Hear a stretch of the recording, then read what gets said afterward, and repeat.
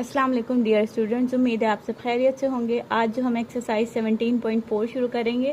17.4 में हमें कह रहा है if A and B are any two subset of universal set then draw Venn diagram in general of A union B, A intersection B, A symmetric difference B and A difference B. ठीक है, कह रहा है ए और B जो है वो subset है एक यूनिवर्सल सेट के। आप जो है डायग्राम बनाओ ए यूनियन बी का, ए इंटरसेक्शन बी का, ए सिमेट्रिक डिफरेंस बी का और ए डिफरेंस बी का। पहला हमें कह रहा है कि तब जब ए और बी आर डिसजॉइंट, यानी ए और बी में कोई से भी कॉमन एलिमेंट नहीं हो। जर्नल बनाने का कह रहा है, लेकिन हम थोड़ा सा इसको समझने के लिए थोड़ा सा इनको टेबुलर फॉर्म में लिख के देख लेते हैं ताकि आपको चीजें क्लियर हो जाए। फॉर एग्जाम्पल ए हमारे पास है 2, 4 और बी हमारे पास है 5, 6। अब हम देख सकते हैं ये दोनों डिसजॉइंट है, सही है। तो इसका कहने का मतलब है कि इन दोनों में, सेट ए में और सेट बी में कोई से भी कॉमन एलिमेंट ना हो, डिसजॉइंट हो। तो जब हमारे पास दो सेट डिसजॉइंट होते हैं तो उनका हम जो है वेन डायग्राम ऐसे बनाते हैं अलग अलग, क्योंकि इनमें कोई कॉमन एलिमेंट ही नहीं है, तो हम इनको मिलाएंगे कैसे। ये डिसजॉइंट है, सही है, ये ज्वाइंट नहीं है। तब हमें कह रहे हैं ए यूनियन बी का आप जो है वेन डायग्राम बनाओ। ए यूनियन बी में हम क्या करते हैं, ए यूनियन बी में हम जो सारे एलिमेंट होते हैं वो लिखते हैं जवाब में। तो सेट ए के भी एलिमेंट आएंगे आंसर में, तो हम इसको भी कलर्ड कर लेते हैं, और सेट बी के भी आएंगे तो हम इसको भी कलर्ड कर लेते हैं।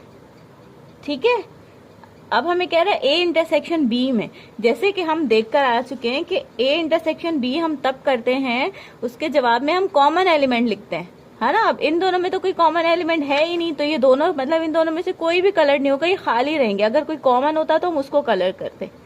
ठीक है, तो ये क्लियर है, इसमें हम किसी को भी कलर नहीं करेंगे। अब हमें कह रहा है ए सिमेट्रिक डिफरेंस बी। सब सिमेट्रिक डिफरेंस में क्या करते हैं, हम कॉमन एलिमेंट को कट करके जो रिमेनिंग दोनों सेट में एलिमेंट बचते हैं वो लिखते हैं। अब इसमें से कॉमन एलिमेंट तो कोई है ही नहीं दोनों में, जो हम कट करें तो जो बचे, तो इसके भी दोनों ही बचे, इसके भी दोनों ही बचे, तो हम इसमें भी दोनों ही कोई कलर कर लेंगे। सही है, क्लियर है। अब जो है इसके पार्ट 4 पे ए डिफरेंस बी में, अब ए डिफरेंस बी में हम क्या करते हैं, जो कॉमन एलिमेंट होते हैं उनको कट करके जो फर्स्ट वाले सेट में एलिमेंट बचते हैं वो लिखते हैं। कॉमन एलिमेंट कोई है ही नहीं जो हम कट करें, तो जो फर्स्ट सेट में एलिमेंट बचे यानी सेट ए में, उसको हम कलर करेंगे। ठीक है, तो ये हमारा क्वेश्चन नंबर 1 का पार्ट 1 कंप्लीट हो गया। अब इसके पार्ट 2 में कह रहा है, क्वेश्चन नंबर 1 के पार्ट 2 में, if A and B are overlapping set. जैसे कि पहले कह रहा था A and B are disjoint set, अब कह रहा है A and B are overlapping. Overlapping का मतलब होता है दोनों में कुछ सेट कॉमन हो। सेट ए में फॉर एग्जाम्पल हमने लिया था 2, 4, सेट बी में हम ले लेते हैं 4 एंड 5, तो इसमें कॉमन एलिमेंट है ना, यानी 4 और 4 मतलब ये ओवरलैप कर रहे हैं, सही है। तो अब कह रहा है A union B. A union B में हम क्या करते हैं, जो दोनों सेट हमारे में एलिमेंट होते हैं वही लिखते हैं, तो हमने दोनों को कलर्ड कर दिया। ठीक है, ए इंटरसेक्शन बी में हम क्या करते हैं, जो कॉमन होते हैं वो लिखते हैं। कॉमन वाली जगह कौन सी है, बीच वाली, जहाँ पे ये मिलके ओवरलैप करते हैं, तो हम इसको कलर्ड कर देंगे। सही है। फिर कह रहा है ए सिमेट्रिक डिफरेंस बी। अब सिमेट्रिक डिफरेंस में बी में क्या करते हैं, जो कॉमन होते हैं उनको कट करके जो रिमेनिंग होते हैं वो हम जवाब में लिखते हैं। तो रिमेनिंग सेट ए के सेट बी के रिमेनिंग हमने लिख लिए, ये हमने कट कर दिए। सही है। अब इसमें कह रहा है ए सिमेट्रिक डिफरेंस ए डिफरेंस बी। अब ए डिफरेंस बी में हम क्या करते हैं, जो सेट ए में बचे हुए एलिमेंट होते हैं कॉमन कट करने के बाद वो हमारा जवाब होता है, तो हमने कॉमन कट कर दिए, सेट ए के जो एलिमेंट बचे वो हमारा जवाब। ये हमारा पार्ट 2 भी हो गया।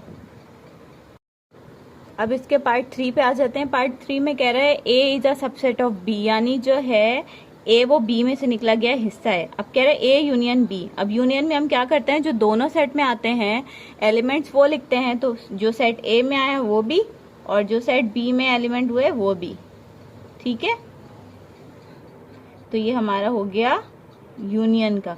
अब हमें कह रहा है ए इंटरसेक्शन बी। इंटरसेक्शन में क्या होता है, कॉमन एलिमेंट। अब ए जो बी का हिस्सा है तो ये वाले कॉमन एलिमेंट हुए, अंदर वाले ए वाले, तो हम इसमें जो है कलर्ड कर देंगे। ठीक है। अब सिमेट्रिक डिफरेंस में हम क्या करते हैं, जो ए और बी में से जो कॉमन एलिमेंट होते हैं वो कट जाते हैं, यानी ये पूरा कट गया, जो रिमेनिंग बचते हैं वो लिखते हैं, तो ये वाला हिस्सा कलर्ड होगा।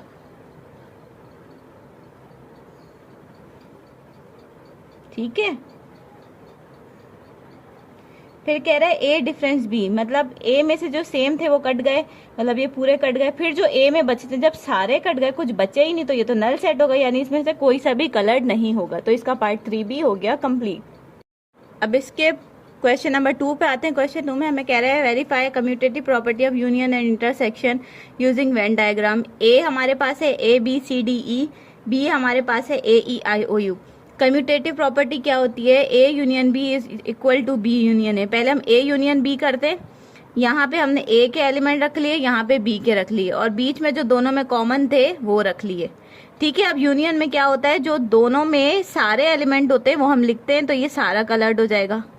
सही है। फिर कह रहे हैं B यूनियन A, पहले इधर हमने B के एलिमेंट रख लिए, इधर हमने A के रख लिए, जो कॉमन थे वो बीच में रख लिए। फिर इसमें भी यूनियन करेंगे तो ये दोनों कलर्ड होंगे क्योंकि सारे एलिमेंट आते हैं। ठीक है, अब इसके पार्ट बी में कह रहा है commutative property of intersection. Intersection में क्या होता है, जो कॉमन होते हैं वो कलर्ड होते हैं। तो ये सेट A है, ये सेट B है, इन दोनों में कौन से कॉमन है, ये बीच वाले, ये कलर्ड हो गए। ठीक है, यहाँ पे B इंटरसेक्शन A करेंगे तो ये सेट B है, ये सेट A है। ठीक है, तो इसमें भी ये कॉमन बीच वाले ही रहेंगे, तो ये दोनों प्रूव हो गए। Left hand side, right hand side, ये भी लेफ्ट हैंड साइड और राइट हैंड साइड प्रूव हो गया।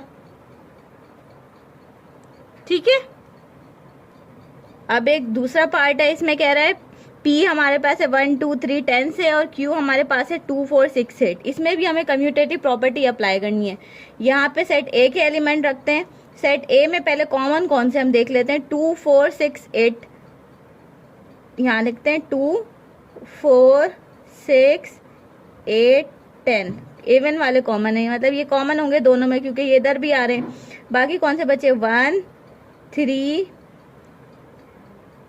5 7 9, ये सेट A, ये सेट B। ठीक है, अब सेट B में के जो सारे एलिमेंट है वो तो इधर ही आ गए इसमें, तो अब कलर्ड कौन सा होगा, सारा कलर्ड होगा ये। ठीक है, और इसमें मैं कह रहा है B यूनियन A, इधर B के एलिमेंट, इधर A के एलिमेंट कॉमन थे, जो बीच में कॉमन कौन से, 2 4 6 8 10। ठीक है, सेट B के एलिमेंट तो सारे इसमें आ गए। सेट A में कौन से बचे, 1 3 5 7 9, तो हमने ये कर दिया कलर्ड।